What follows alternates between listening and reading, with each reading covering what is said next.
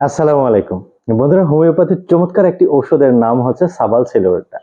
সাবাল সেলুলোটা specialist কিছু সমস্যার উপরে যদি এপ্লাই করা হয় খুবই চমৎকার কাজ করে। ঠিক কি কি সমস্যার উপর সাবাল সেলুলোটা কাজ করে?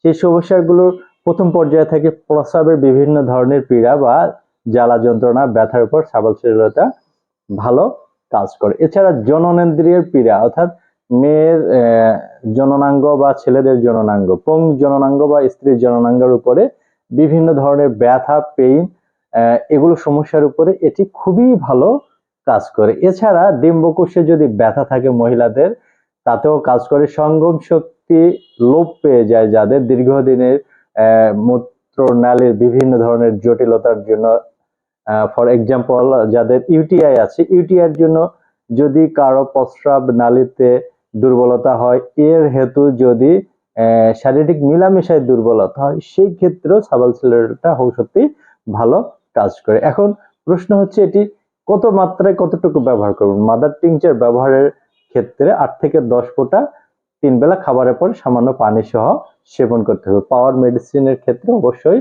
একজন হোমিওপ্যাথিক ফিজিশিয়ানের আন্ডারে এটি সেবন করা উত্তম।